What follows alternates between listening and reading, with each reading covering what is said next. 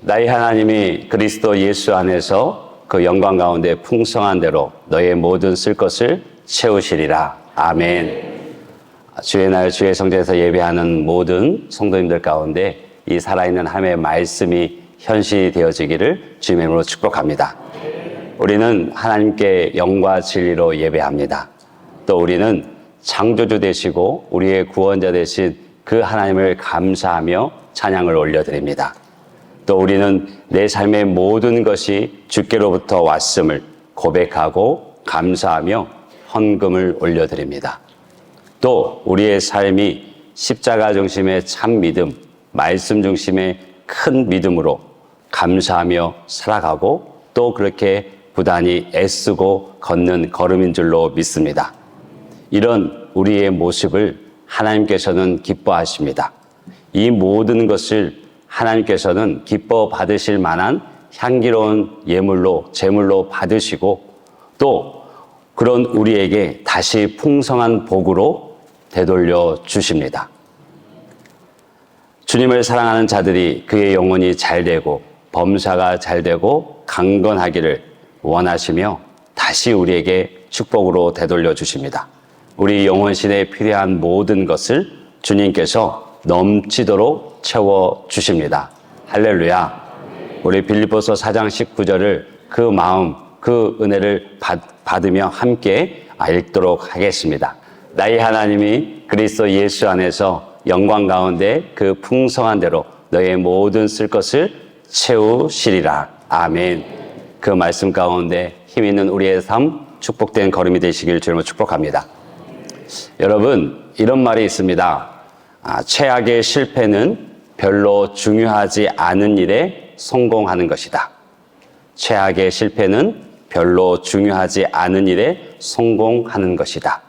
이 말은 정말 우리 인생에 중요한 것이 무엇인지, 진짜 내가 살아가면서 성공해야 될 일이 무엇인지를 다시금 점검하게 하는 말입니다.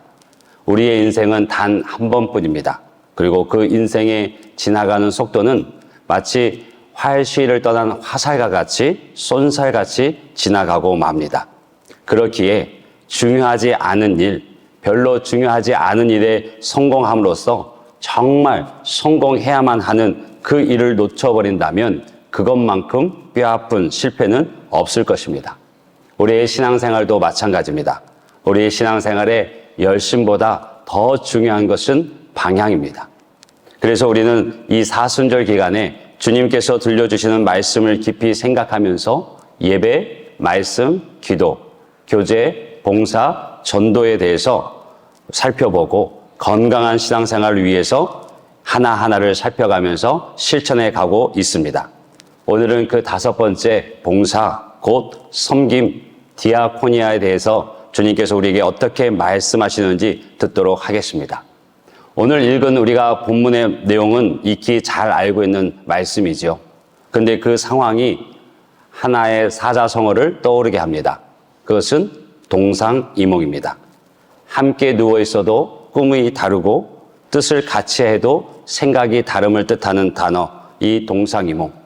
주님과 함께하는 제자들이 지금 주님과 다른 생각과 목표를 가지고 있습니다. 지금 예수님께서는 예루살렘으로 올라가시는 길에 있습니다. 그 길은 예수님께서 이 땅에 오신 이후 십자가를 지러 예루살렘에 들어가시는 걸음 중에 있는 것입니다.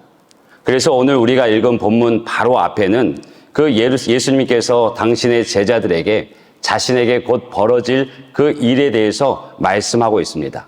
대제사장들과 서기관들에게 넘겨지고 사형이 선고되어지고 모든 능욕과 침뱉음 또 살이 찢기는 채찍을 당하고 죽음을 당할 것을, 그러나 3일 만에 다시 살아나실 것을 말씀하고 계십니다. 이 자신의 죽음과 부활에 대해서 제자들에게 3번째 말씀하고 계신 것입니다.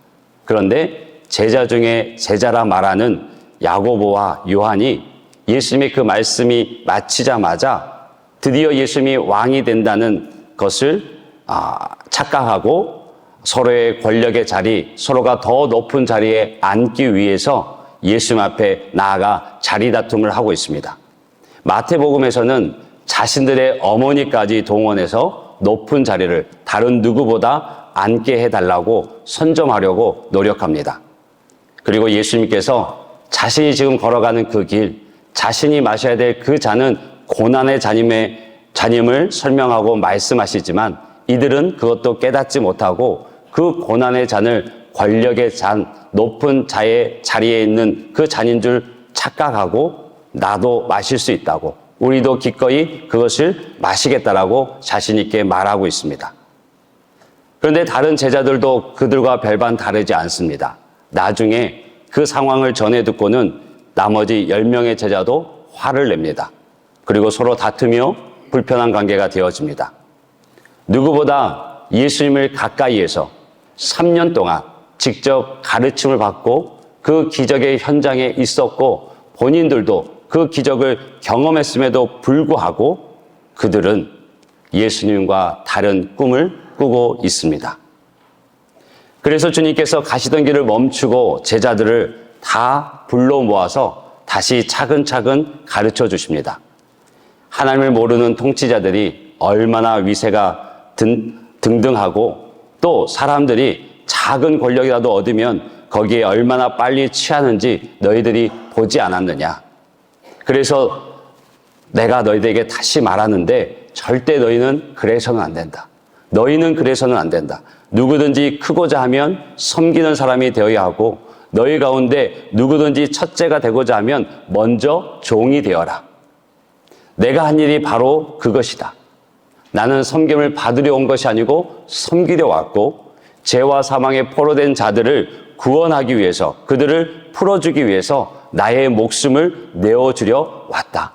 너희들은 꼭 기억해야 된다라고 말씀하고 있습니다. 그렇습니다.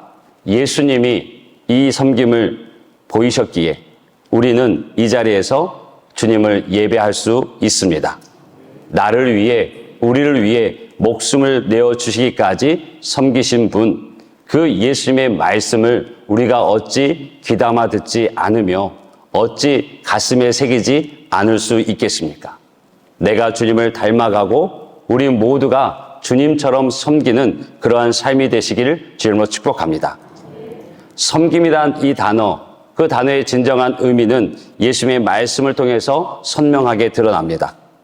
그런데 이 말을 나누기 전에 우리는 먼저 우리의 삶의 방식을 한번 생각해 볼 필요가 있습니다.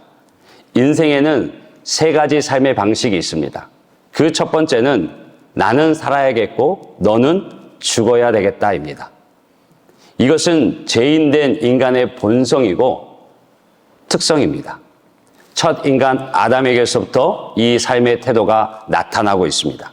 하나님의 말씀을 어기고 선악과를 따먹었던 아담에게 하나님이 찾아오셔서 묻습니다. 내가 내게 먹지 말라 했던 그 나무 열매를 내가 먹었느냐? 그랬을 때 그의 대답은 어떠했습니까?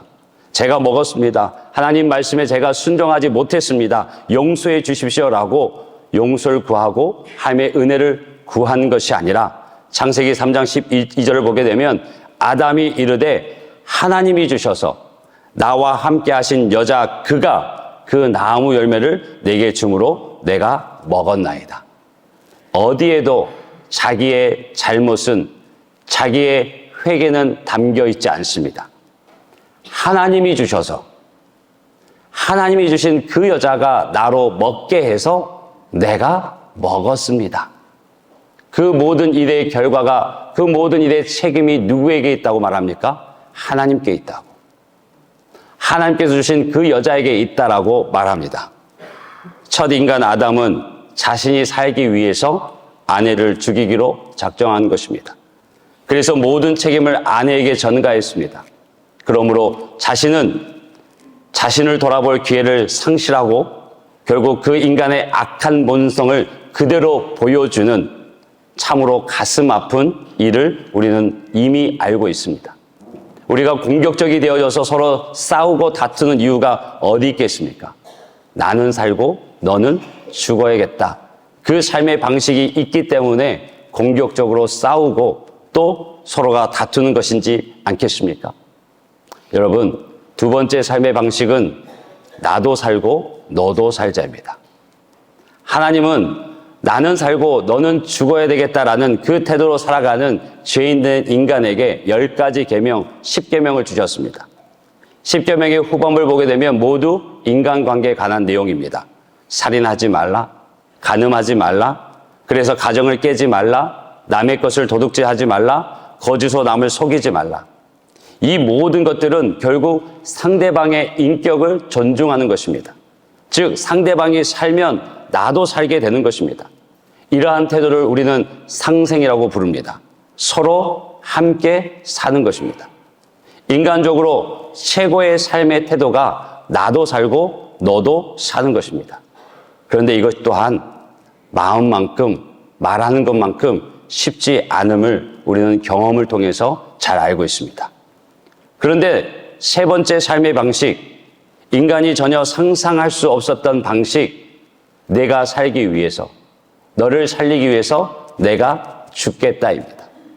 오늘 28절의 말씀을 보게 되면 인자가 온 것은 섬김을 받으려 함이 아니라 도리어 섬기려 하고 자기 목숨을 많은 사람의 대속물로 주려 함이라. 아멘. 예수님의 십자가가 바로 그러한 삶의 방식을 보여주는 섬김의 상징입니다.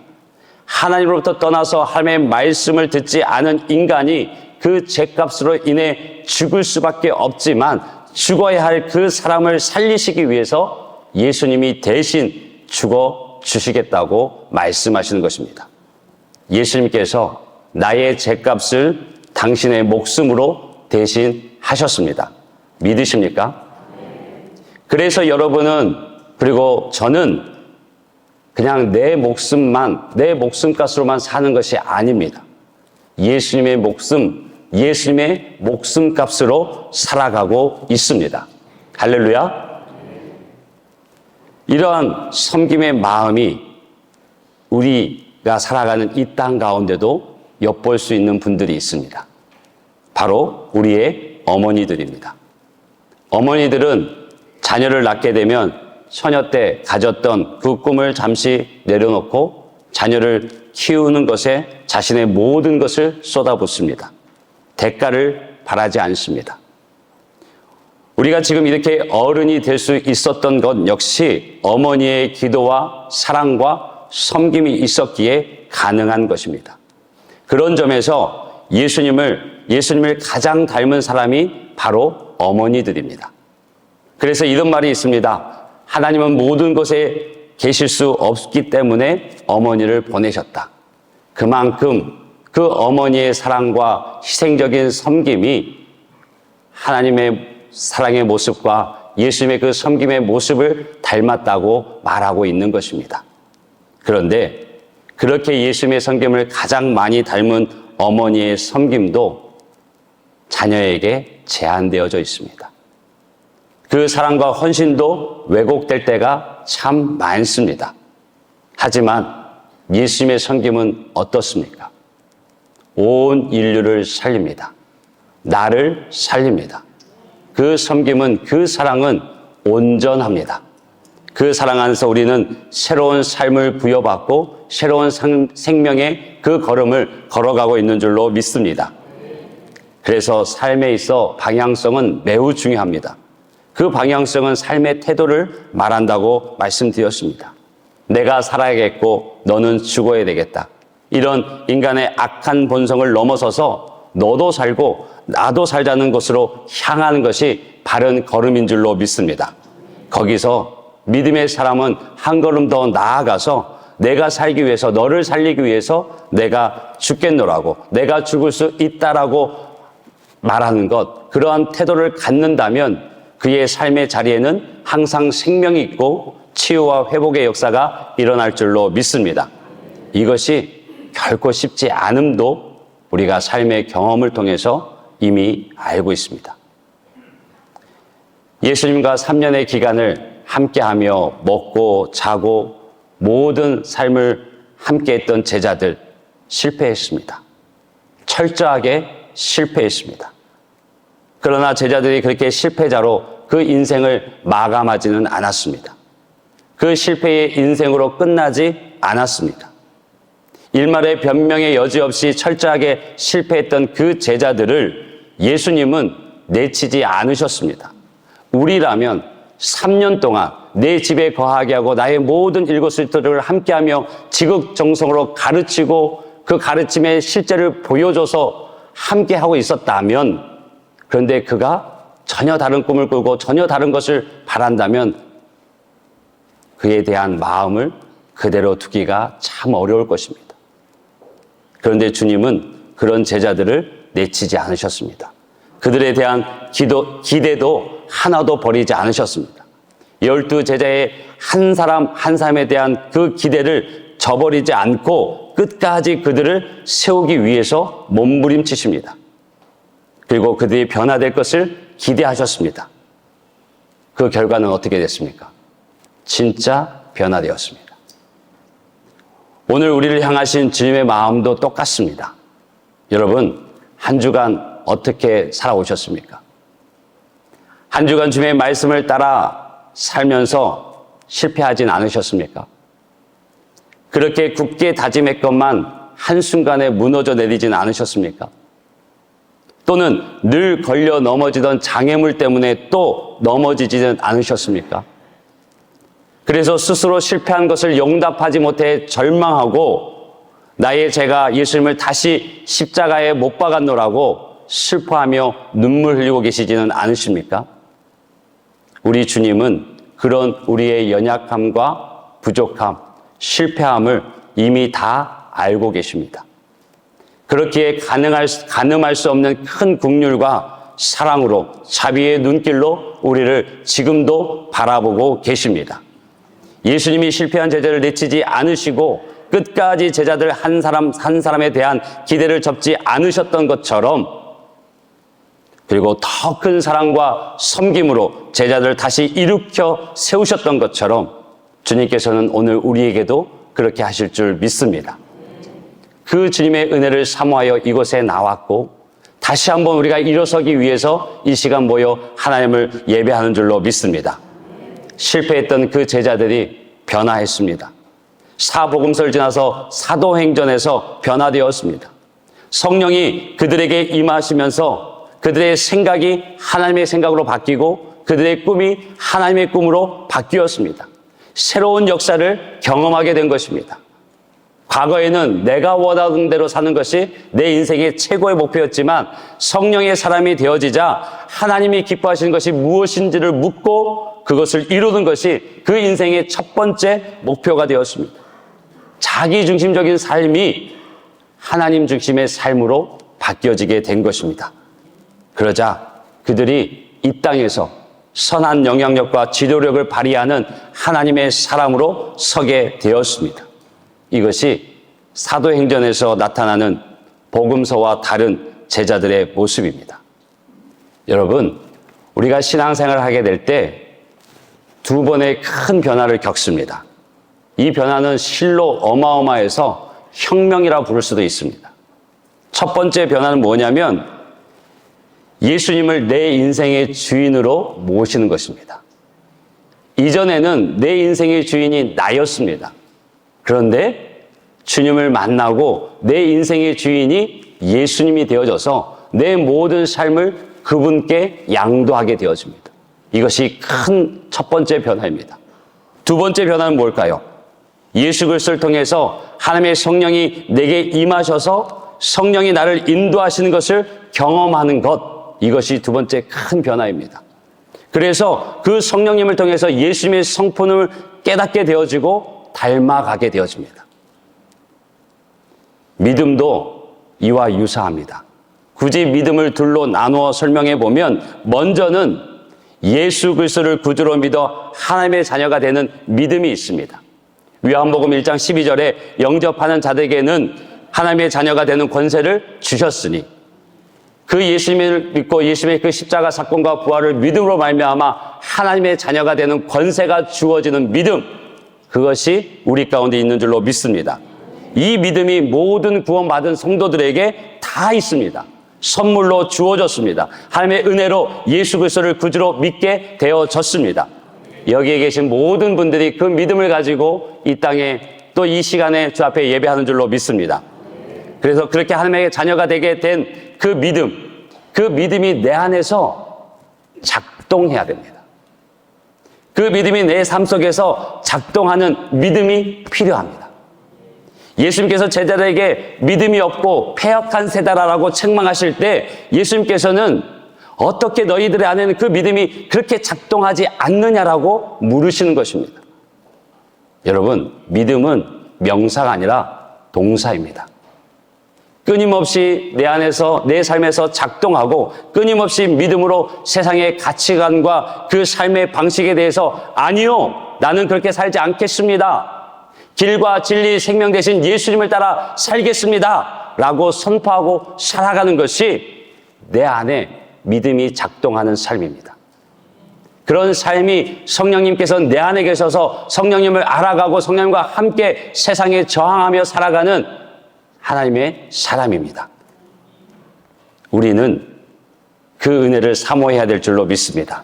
성령의 임재와 역사, 내 삶에 작동하는 믿음을 통해서 온전히 하나님의 기뻐하시는 인생이요 그 삶의 걸음이 되어주시길 주님으로 축복합니다. 이것은 사모해야 됩니다. 이것을 위해서 기도해야 될 줄로 믿습니다. 여러분, 믿음은 동사입니다. 그래서 다음 달 4월 17일, 18일, 19일 수요일 저녁부터 목요일 새벽, 금요일 저녁, 금요일 새벽, 금요일 저녁에 2박 3일간 5번의 예배를 통해서 말씀과 성령의 축제가 있습니다. 시냇가 푸른나무교회를 섬기고 계신 신용백 목사님을 모시고 하나님께서 우리에게 주신 은혜를 발견하는, 은혜를 얻고 누리는 시간이 될 것입니다. 이것을 오래전부터 기도하면서 저에게 주신 하나님의 마음은 사도행전 2장 17절의 말씀입니다. 하나님이 말씀하시기를 말세에 내가 내 영을 모든 육체에 부어주리니 너희의 자녀들은 예언할 것이요 너희의 젊은이들은 환상을 보고 너희의 늙은이들은 꿈을 꾸리라. 아멘. 우리가 믿음의 모습으로 하나님의 자녀로 살아가기 위해서는 내 힘과 의지, 결단만으로 되어지지 않음을 우리는 너무나 잘 압니다. 위로부터 부어주시는 은혜가 있을 때, 위로부터 주시는 능력이 내 안에 있을 때 하나님의 말씀을 기쁨으로 순종하며 따라갈 수 있습니다.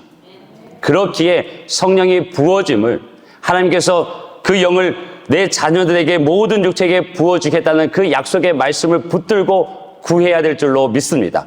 그렇게 될 때 우리의 자녀들이 예언할 것이고 우리의 젊은이들이 환상을 보게 될 것이고 우리의 어르신들이 꿈을 꾸게 되는 역사가 있게 될 줄로 믿습니다.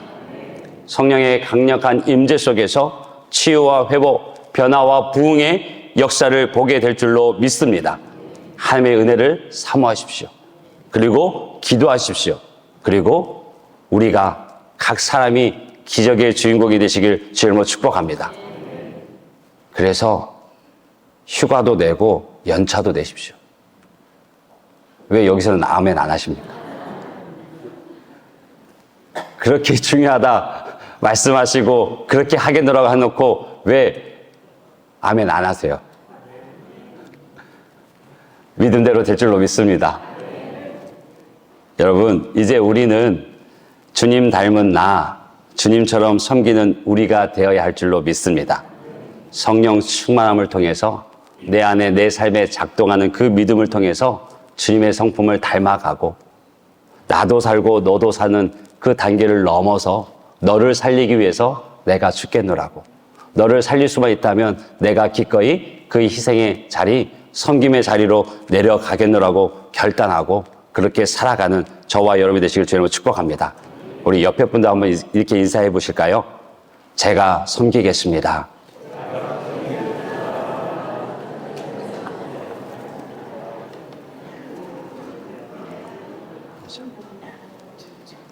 이미 우리 진주 갈릴교회 귀한 성도님들이 주님의 마음으로 교회 안팎에서 정말 남이 보든 보지 않듯 오직 주님의 이름만 빛나기 위해서 섬겨가고 계십니다. 정말 기쁨으로 많은 분들이 그 섬김을 다해주고 계세요. 그래서 혹 허락하시면 주님 앞에서 우리 진주 갈릴교회 성도님들을 좀 자랑하고 싶습니다. 괜찮으시겠습니까? 이것도 별로입니까?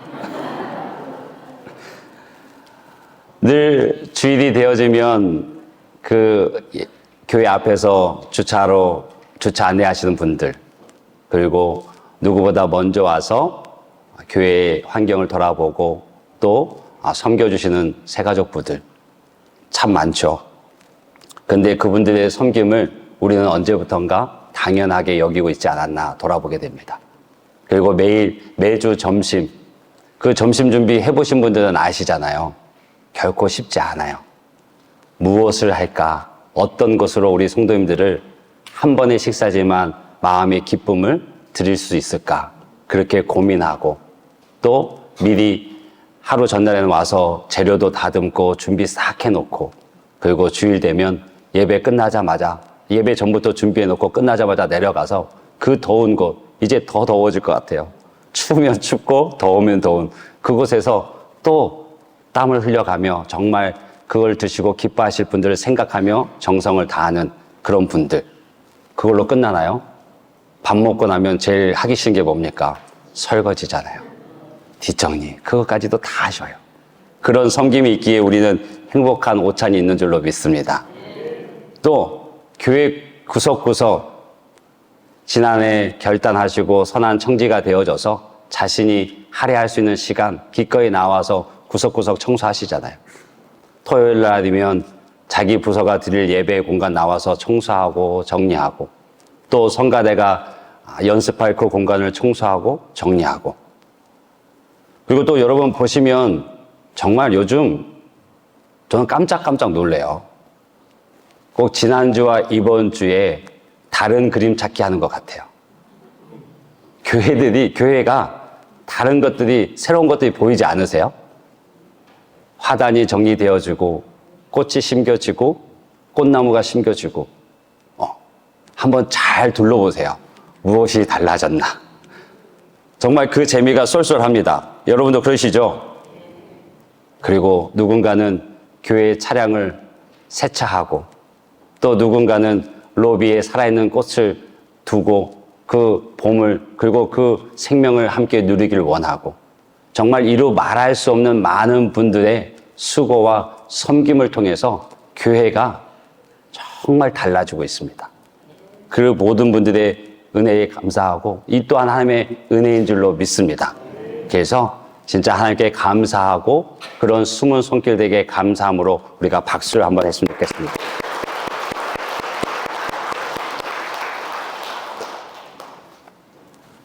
그리고 이 섬김과 봉사로 해석되는 번역되는 디아코니아가 직분과 사역으로도 번역되어집니다.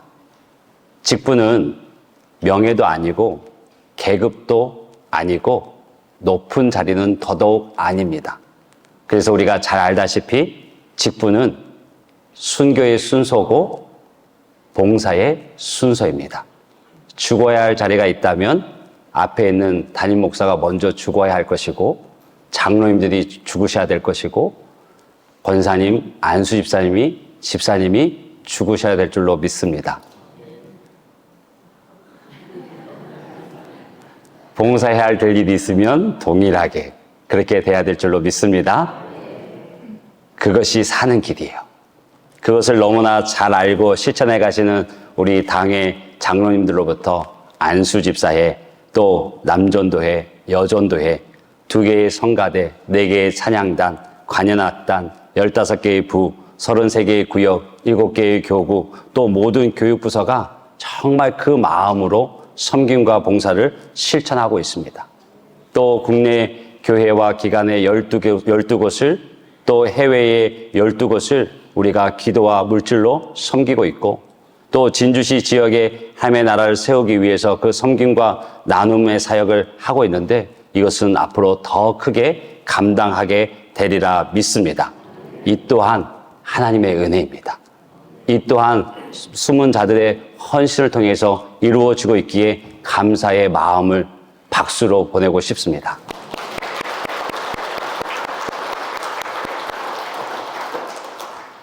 아직도 자랑할 게 있습니다. 괜찮으시겠습니까? 지난 주일에 한 성도님이 하나님께 감동된 마음이 있어 드린 목적 헌금을 통해서 여자 화장실이 새롭게 단장하고 오픈했습니다. 혹시 이용해 보셨습니까? 혹시나 남자분이 끄떡이실까봐 걱정했는데, 이쁘죠? 좋죠? 모두가 기분 좋게 이용하셨으면 좋겠습니다. 성도님의 그 헌신을 처음 들었을 때 제게 주신 마음이 있어 주님 앞에 기도했습니다. 그 성도님을 축복하고 기도하면서 그 귀한 헌신이 은혜와 축복의 마중물이 되어지기를 간절히 기도해 왔습니다. 그리고 여자 화장실을 리모델링 하면서 옆에 있는 화장실이 늘 마음에 걸려 기도했습니다. 완성하고 나니까 더 마음에 걸리고 더 기도하게 되더라고요. 그런데 그 기도의 응답이 하나님께서 오래 기다리게 하지 않으셨습니다. 지난주 금요일 날 응답이 있었습니다. 또 다른 헌신자가 나와서 그 남자 화장실 리모델링을 위한 목적 헌금을 하나님께 드리셨습니다.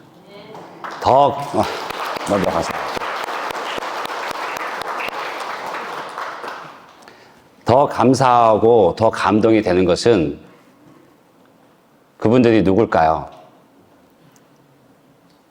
3040 세대 가정들입니다. 우리의 자녀들, 이 어른 세대와 다음 세대를 잇는 이 이음 세대, 3040 세대 가정들이 하나님께서 주신 마음을 받아서 한 마음 되어져서 또 믿음 따라 형편 따라 어느 가정은 100만 원을, 어느 가정은 50만 원을, 어느 가정은 30만 원씩 해서 20개 가정이 1,080만 원을 금요일 날 하나님 앞에 올려드렸습니다.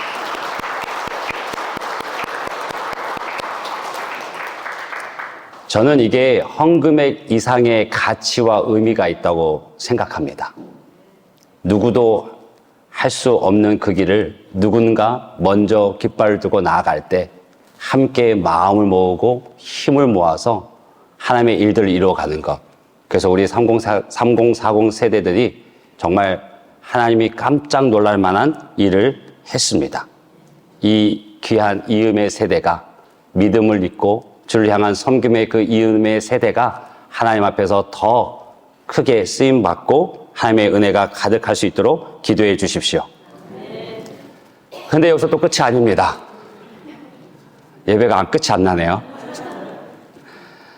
계속해서 많은 분들이 하나님이 주시는 감동을 삭히지 않고 저에게 말씀 주십니다. 큰 금액을 이 용도로 사용해 주십시오. 그리고 헌물로 또 말씀해 주고 계십니다. 그분들이 왜 그럴까요? 그분들이 왜 자신의 것이 아깝지 않아서 베푸는 것일까요? 그렇지 않습니다. 그분들에게는 하나님의 은혜가 있습니다. 나를 살리신, 그러기 위해 죽어주신 그 하나님의 은혜가 너무나 절절하고 깊이 느껴지기에 하나님께로부터 받은 것을 교회 공동체를 위해서, 내가 아닌 다른 이들을 위해서 기꺼이 내어놓고 또한 하나님의 은혜를 구하고 가는 줄로 믿습니다. 제가 다 기억하지 못하고 또 시간이 없어 다 말하지 못하지만 정말 많은 분들이 그 삶의 자리에서, 그 섬김의 자리에서 정말 수고하고 계십니다. 하나님의 은혜고요. 정말 그들의 수고가 우리를 오늘 이곳에 이렇게 예배하게 만듭니다. 그 모든 분들, 그리고 하나님께만 오직 영광이 되어지길 원하면서 박수로 다시 한번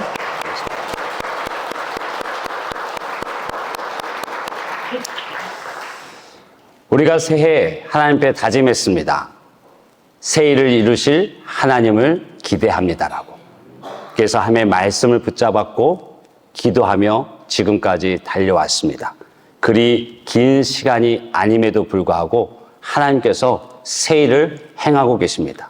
개인에게, 가정에게, 교회 공동체 가운데 새 일을 행하고 계십니다. 할렐루야.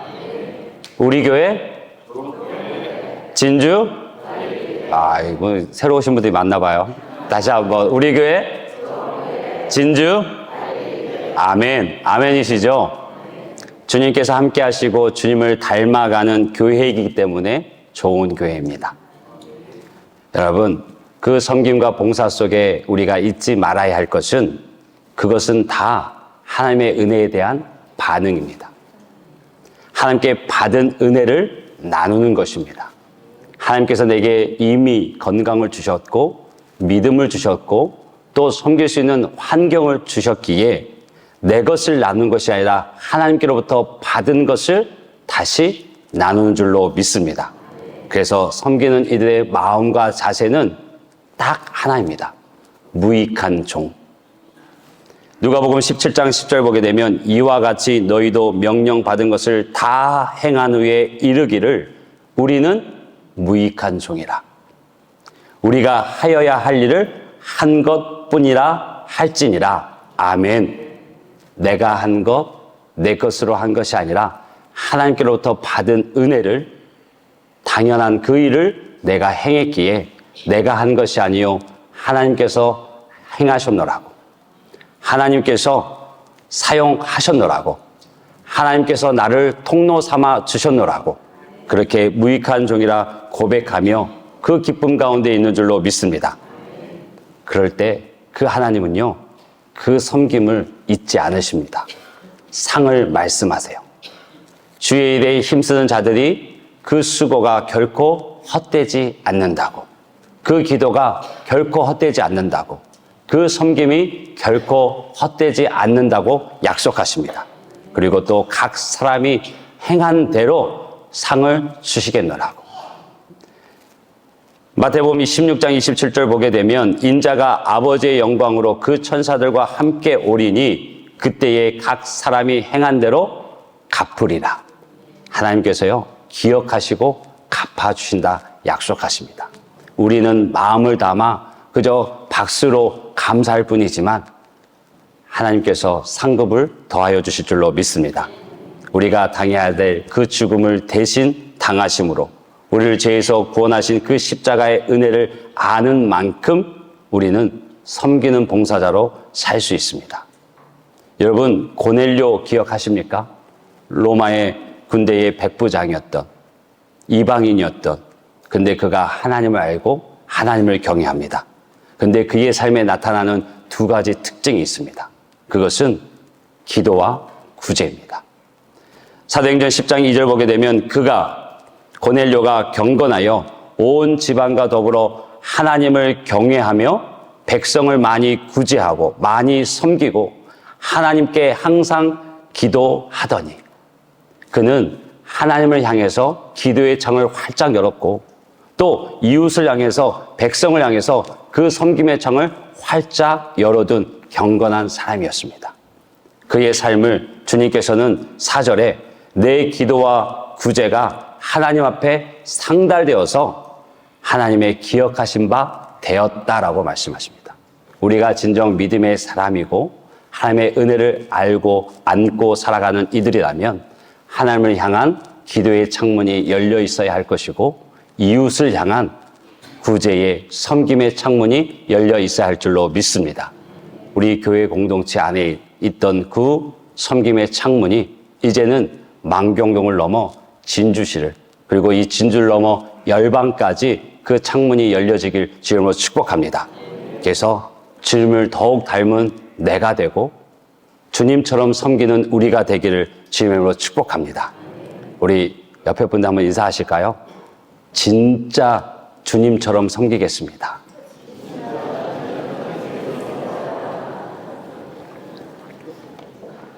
우리 함께 찬양하고 그 믿음의 고백을 기도로 또 주님께 올려드리겠습니다.